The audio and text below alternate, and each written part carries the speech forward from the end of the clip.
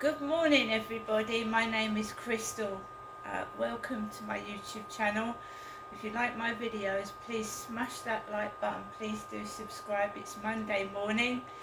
Good morning. I'm feeling a bit tired, but I'm fine. I always feel like this when I eat McDonald's. I just feel sluggish and tired the next day. So I'm going slow today. I've got up late and I'm going slower than I normally do. Alexa, good morning. Good morning. On this day in 2011, the final mission of NASA's 30-year Space Shuttle program got underway as Atlantis launched for the final time. Over its lifetime, Atlantis orbited the Earth 4,848 times, traveling nearly 126 million miles. Phew! Alexa, what's the time, please? Good morning, Crystal. It's 8:57 a.m. Alexa, what's the date today? Alexa, what's the date today? It's Monday, the 8th of July. Alexa, what's the weather outlook? In Rochester, it's 15 degrees Celsius with partly sunny skies. Today, you can expect rainy weather, with a high of 18 degrees and a low of 13 degrees. Alexa, can you tell me a joke? You know what seems odd to me? Numbers that aren't divisible by 2. Alexa, whose birthday is it today? Today's famous birthdays include American actor Kevin Bacon, American actress, model and singer Maya Hawke, Dutch Association football player Virgil van Dijk, David Cornsett, and South Korean Association football player Son Heung-min. Right. I don't recognise most of those names, but except from Kevin Bacon, who starred in Footloose a long time ago. Alexa, how old is Kevin Bacon? Kevin Bacon is 66 years old. Oh my goodness. Wow, I remember Kevin Bacon when he was young in Footloose. Alexa, when was Footloose made? The film Footloose was released on the 13th of April 1984. Alexa, who starred in Footloose? Footloose stars include Kevin Bacon, Laurie Singer, and John Lithgow. Wow, very good film that, Footloose, in the 80s. Now Kevin Bacon is getting on. Oh my God, 66. Wow, I've seen him on Facebook. He looks good for 66, but we're all getting old, you know. Us people that were born in the 60s and 70s and grew up in the 80s. So guys, yesterday I went out to McDonald's and yeah, I did enjoy myself. I did. The weather is appalling. You never know whether it's going to rain or not though. So even though it's warm and you want to wear a t-shirt and shorts, whatever, the rain was freezing. Absolutely freezing. I got soaked to the skin, head to foot, a few days ago, and yesterday, wow. It'd be sunny one minute and you'd feel warm, and the rain that came down was absolutely freezing cold. And it was cold. It was cold when the rain was coming down and the wind and it was bloody cold. I thought we was going to get hailstones again. And when hailstones come down, they hurt, don't they? They hit you on the face. They really are hard and they hurt. And I thought we was going to get hailstones yesterday as well, but we didn't. So last night, was having to think about things and trying to think about where I would like to move to. Not necessarily in the Medway area, like moving to somewhere where I've got family or people that I know. The only living relative I've got down here now is my mother, my mum. And as I'm getting older, I'd really like to be near my family, to be fair. So I was having a discussion with someone, and yeah, home swapping is an idea, isn't it? Home swapping. I tried to do that in Gloucestershire and it didn't work out. Home swap, where you swap council properties with people, and this place is right near to the railway station, so anyone that wants to commute like to London or something, it's ideal.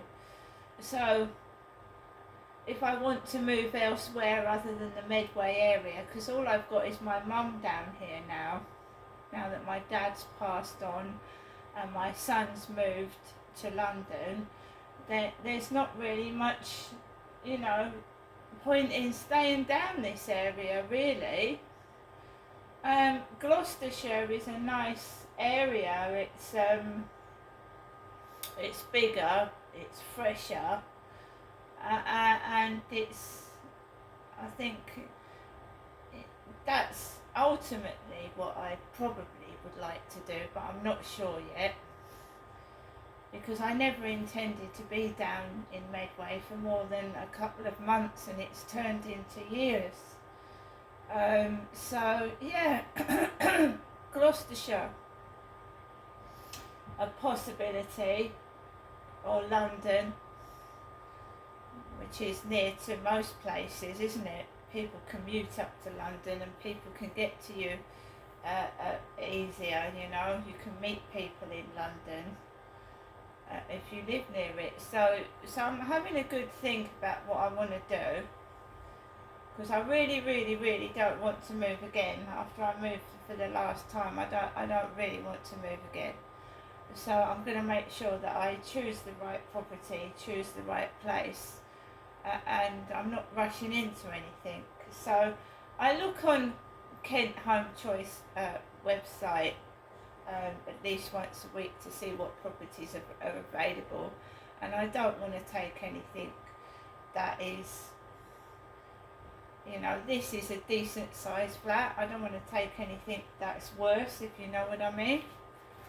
I'm being offered a place on the 7th floor when I'm obviously going to get older. It's not a really good idea, is it? Being offered places on the 7th floor, which I was the other day, offered a flat on the 7th floor. So, ground floor flat. But then, as I was saying, that I'm having problems with people above my head. So do I want to, well, someone said to me it'd be better to be on the ground floor flat, because then you've only got someone above you. He said if you're sandwiched in the middle, you've got noise from downstairs and above you and side to side. So I have noise from side to side at the moment, and I have noise above my head. So we're looking at trying to just like, the block of flats I was in before was smaller, and I was on the 2nd floor, but believe you me, honestly, people can make noise from downstairs, It can be horrific as well, because it actually noise travels up as well. So if you've got someone that's noisy downstairs, you can hear them. I used to hear the old lady making a noise, right? Underneath my bed, and she'd wake me up at 2 in the morning, or she'd go and have a bath and rattle around, and you could hear all the taps going and everything. I don't think many places are actually soundproof around here. I don't know whether it goes for anywhere else in the country, but I've never actually lived in a property that's actually 100% soundproof. No. When I think about it, and that's what used to drive my dad round the bend. hearing what people were doing, you know, you want to relax, especially if you've been to work, right? And I do understand people that work really hard, and then they come home from work, and then a neighbour that's been in all day starts like making a load of noise because they don't have to get up in the morning, and that poor person has got to go to work. Because I used to get that as well. You'd have to get up really early in the morning, and you've got a couple of disabled neighbours downstairs, and they start making a racket at night. Because I was watching a film yesterday, and although it was like a comedy piss take, it really rang true. So this couple, they took on a house with an old lady, a resident in the building, right? So they had the conditions of taking this property was letting the old lady stay in like the flat upstairs, and an old lady was keeping this couple awake at night. An old woman, really old, ancient old lady, was keeping this couple awake at night, and she was nosing on them, looking through the window when they were being intimate with each other. She was, although she was old, she was inviting her old age pensioner friends upstairs, and they were like playing in a jazz band, so they were learning their instruments. It was so funny, but it drove this couple around the bend, and the things that happened because of this noise they were enduring. Lack of sleep was making them. They even plotted to murder the old lady because she was driving them round the twist. It's a comedy film with Ben Stiller in, and it was hilarious. Because this old lady, just one old lady could make so much nuisance and so much noise. It was unbelievable, and she was so evil what she was doing to this couple. So the plot to murder her went wrong. It went wrong because she shot the person that they'd hired to kill her. She shot them with like a crossbow or a spear gun. It was so funny. So I watched that last night. I watched that, and I was quite happy yesterday, but I've got woken up and I feel extremely like McDonald's food does make me feel shit the next morning. It always does. It's lovely to eat. I had a cheeseburger, fries, and some of their ice cream, but it's not healthy food, and it does make you feel shit. That's why they call it junk food. Fast food is junk food. It satisfies your hunger, but it makes you feel shit afterwards. That's what I think. My actual burger was warm from the McDonald's in Rochester. It was warm. I've never known a burger be warm from McDonald's. I couldn't believe it. So I had a long chat with somebody last night about what I could do to try and get out of my flat and like home swap. And I told the guy, I said, yeah, I've got a lot of stuff in my flat that needs to be chucked out. And he said, well, people shouldn't come into your flat like looking at the stuff. It's the property itself. So I feel a bit better about that, and I am, like I'm doing today, getting rid of rubbish every single day. And the furniture that's broken. I've lived here 3 years, and the furniture that I move it in with, including the nest of tables, is falling apart. The legs are falling off the tables and are wobbly. So the chairs are shit, because they're like cheap stuff, weren't they? And the legs are falling off. And my cupboards that I had got for me started falling apart a couple of months after I moved in. So the drawers started collapsing. It was like some funny shit. The drawers started collapsing. So I've got to chuck cupboards out by myself, which means going up and downstairs with bits of wood, or getting a hammer and breaking it to bits, because it's useless. It's no good. And I want my bedroom to look nice. So the bedroom cabinets and all that shit started falling apart a few months after I moved in here because it was shoddy, no good. So I've got to chop it all up and throw it away. So that's what I'm doing at the moment. I do want to move, and it's like deciding somewhere to move, the right place and the right property, which is a nightmare, and it's stressful, isn't it, trying to find the right place to live. Moving is one of the most stressful experiences. Moving, the death of a partner is another really stressful, one of the most stressful things. And Christmas. Christmas is a really stressful thing, isn't it? Christmas. So moving, Christmas, the death of somebody, it's all stressful, and I think some of us have experienced more than one of those, you know, and it takes a toll on your mental health, and it's really, really hard. I've had one of the most noisiest weekends in a couple of years, and normally I would have been shouting, banging, getting cross, but I just don't want the stress.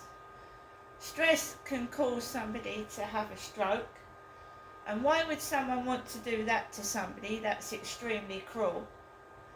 So I have to ignore it. I have to, for my own health, for my mental health and for my physical health. I have to ignore it. And why would him upstairs want to do that to me? Because I'd forgotten what happened. I'd let it go, and I didn't want any more trouble. And he doesn't look well himself. He looks whacked out. He looks in a bad physical state. So why would he want to wind me up anymore anyway? He's not doing it. While I'm stood here, and yeah, I feel tired, and my weekend's been. Sunday was fine. Saturday was a bit shit. Friday was terrible. The noise from that Castle concert was terrible. It was bloody awful. That's another reason I want to move, because that is a place where loud events take place. And July and August, there's a lot going on up there. And if you live right near it, and I feel sorry for those elderly people that are moving up the top of the road because those flats are nearly finished, it's going to be awful. The thing is, when people throw noise at you, you've either got it, it either drags you right down and you go to pot, like I did in 2020-21, or you just fucking beat it and get on with your life and just ignore it like it's not there. And that's what I did this weekend.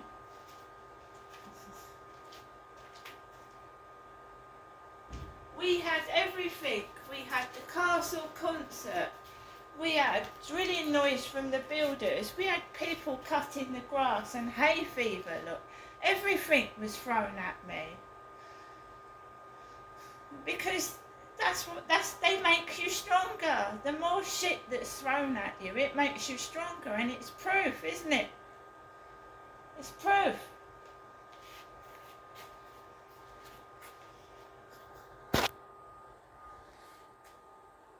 So guys, I'm getting on with the rest of my day. Yes, I have got up later, and maybe resting is a good thing. But even when you can't sleep, right? Even when you can't sleep and you're not able to sleep, your body needs to rest. So even when I cannot sleep because the noise is unbearable, I don't get agitated anymore. I don't, because once you get stressed, once you've lost it, that's it. You're fucked. So the whole point is not to lose it. Not to get triggered by these wankers. Don't get triggered. They want you triggered. And then you act like a cunt, and they can all laugh at you and turn around and say, oh, they're nuts, when they've caused it. So when I cannot sleep in this place, I will either sit up and eventually you will fall asleep. Even through loud noises, you will. But it's when you get stressed And I so could have done at the weekend. I so could have. Right? And now the person that's doing this to me looks awful. They look bloody awful. The person that started doing this to me looks a mess. An absolute mess. And it serves them right, doesn't it? It serves them right. They've done it to themselves. Trying to upset me, cause something against me, has caused them to look a mess.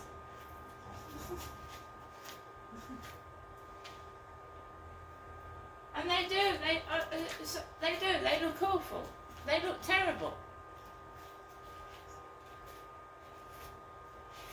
For instance, he has to get up upstairs at 5 o'clock in the morning and go off to work. He's had his kids over at the weekend, it looked like all 4 of them, and they've driven him round the bend.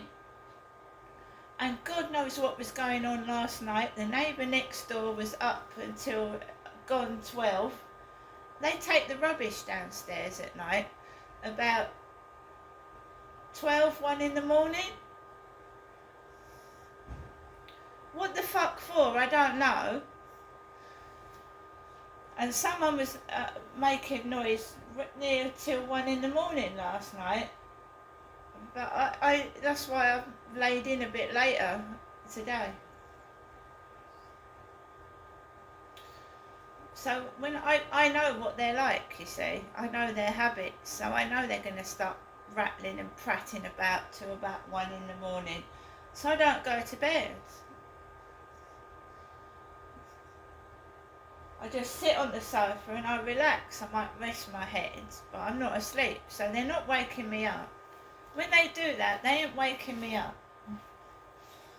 They're keeping themselves awake, and eventually it affects their health. If they don't sleep properly, they start to get grumpy, and end up what happened to me. And it's their own fault, really. They shouldn't have done it, should they? And I told you karma comes around. See you later.